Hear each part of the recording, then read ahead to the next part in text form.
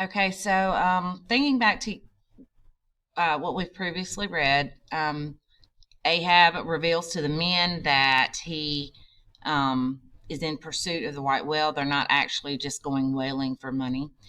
He's trying to find Moby Dick, and so now after they've kind of agreed to this, they've spotted the white whale, and this is all left out. They've spotted the white whale, and they've been in pursuit of it for 2 days. And along the way, in the midst of these 2 days, Captain Ahab has also had his ivory leg broken off. And now we're on the third day, the chase. The morning of the third day dawned fair and fresh, and once more the solitary nightman at the foremasthead was relieved by the crowds of the daylight lookouts, who dotted every mast and almost every spar. So this is basically talking about the guy that he's the lookout for at night, and he's relieved to see that it's daytime, it's morning, and all the sailors are awaking, and they're going to come relieve him so he can go get some rest. Do you see him? Cried Ahab, but the whale was not yet in sight. In his infallible wake, though, but follow that wake. That's all. And a wake is, if you're familiar with boat riding or anything, it's just a disturbance in water. Him there, steady as thou goest, and haste been going. What a lovely day again, were it a new made world and made for summer house to the angels, and this morning the first of its throwing open to them. A fairer day could not dawn upon the world. Here's food for thought. Had Ahab had time to think? But Ahab never thinks. He only feels. That's tingling enough for a mortal man. To think audacity. God only has that right and privilege. Thinking is, or ought to be, a coolness and calmness. And our poor hearts throb and our poor brains beat too much for that. And yet, I've sometimes thought my brain was very calm, frozen calm. This old skull cracks so like a glass in which the contents turn to ice and shiver it. So he's talking here about the difference in the way Ahab is acting. He's not acting as a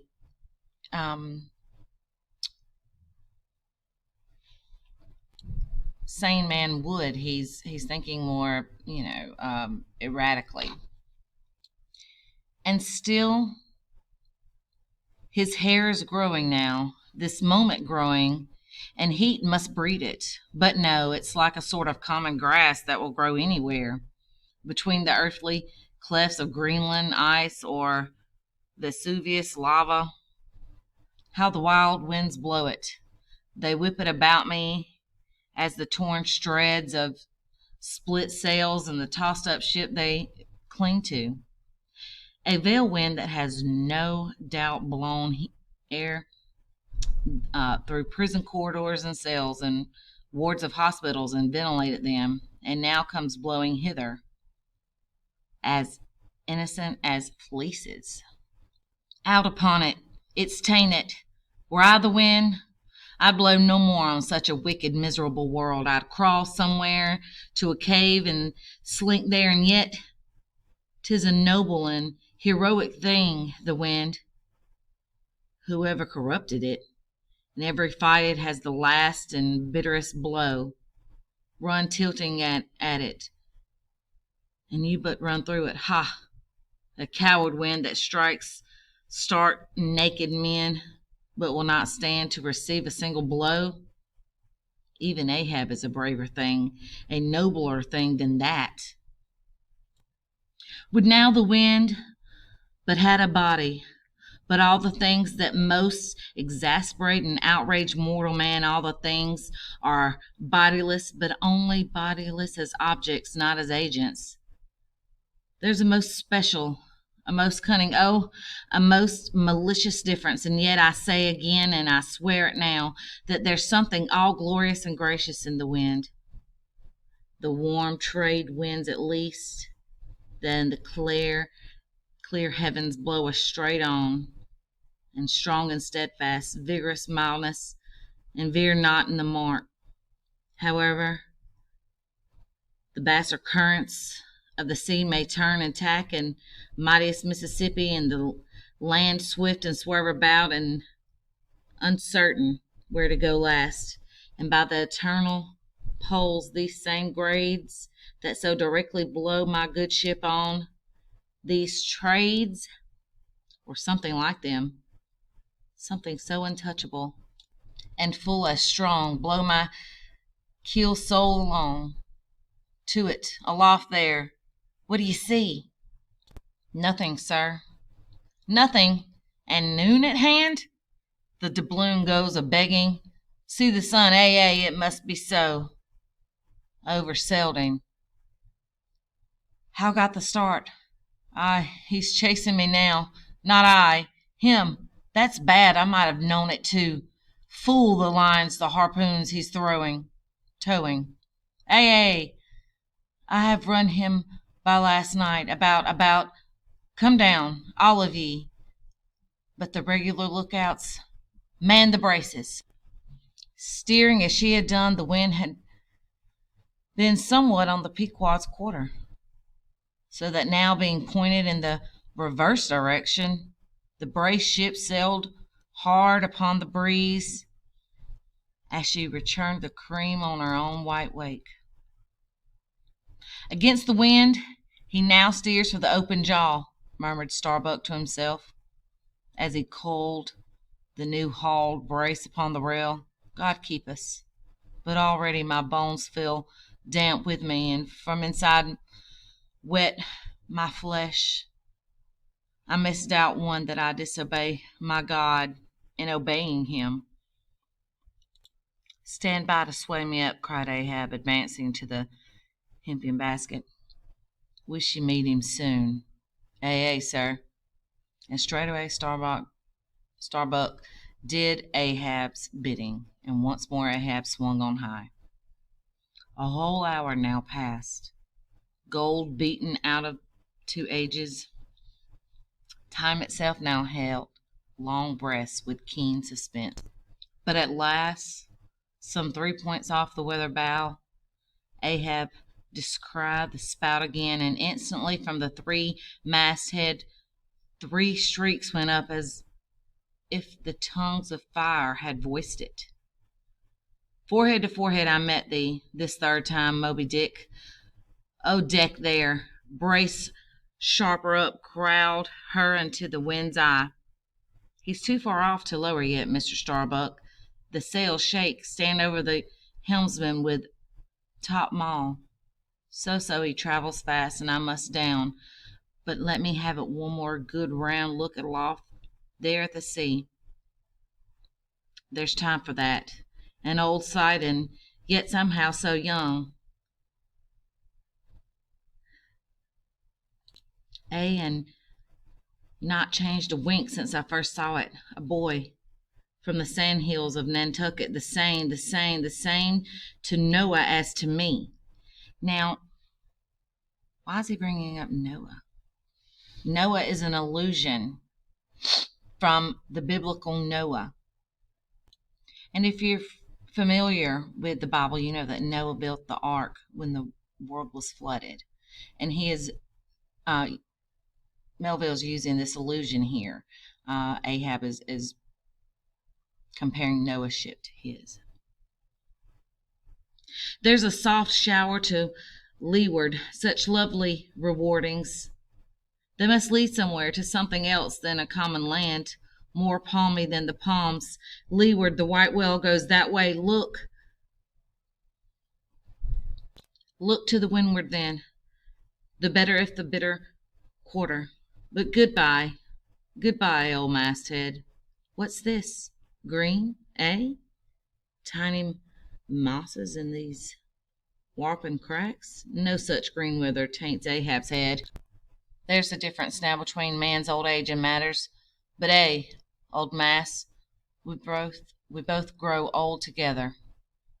Sound our hawse, though. Are we not my ship?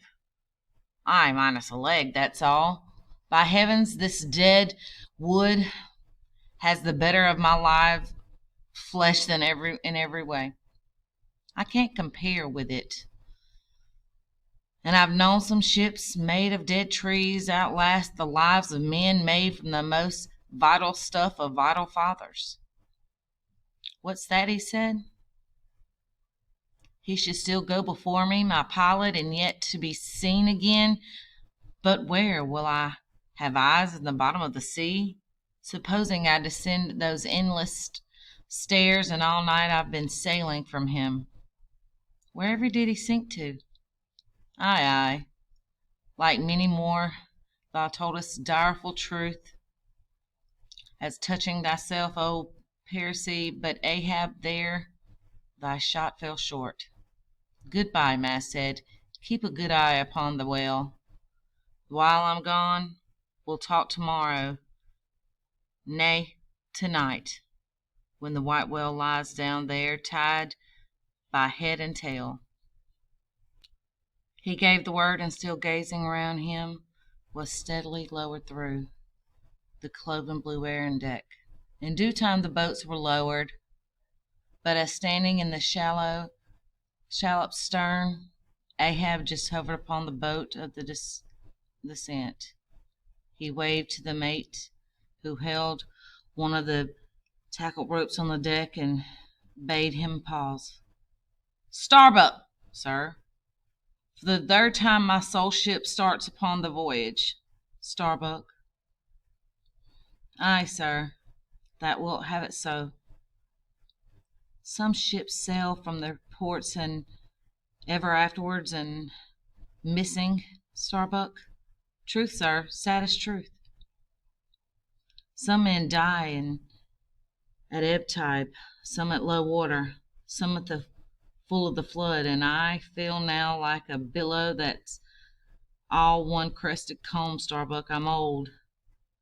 Shake hands with me, man. Their hands met, their eyes fastened. Starbuck's tears the glue. Oh, my captain, noble heart, go not, go not. See, it's a brave man that weeps. How great the agony of the persuasion then. Lower away, cried Ahab, tossing the mate's arm from him. Stand by the crew.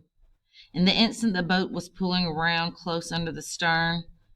The sharks, cried the voice from the low cabin window there. Oh, master, my master, come back. But Ahab heard nothing, for his own voice was high lifted then, and the boat leapt on. Yet the voice spoke true, for the scarce had been pushed from the ship when the numbers of sharks seemingly raised from out of the dark waters beneath the hull, maliciously slapped at the blades of oars every time they dipped in the water, and in this way accompanied the boat with their bites. It is a thing not uncommonly happening to the whaleboats in those warning seas, the sharks at times apparently following them in the same present way that vultures hover over the banners of marching regiments in the east. But these were the first sharks that had been observed by the Pequod since the white whale had been first descried. And then whether it was that Ahab's crew were all such tiger yellow barbons, or therefore their flesh more husky to the sense of the sharks, a matter sometimes well known to affect them. However it was, they seemed to follow that one boat without molesting the others. So, after Ahab realizes that Moby Dick, he's now chasing him. He's torn up one of their boats. He decides he's going to jump. But then, as one of his crew members tell him that there's sharks down there, he backs down.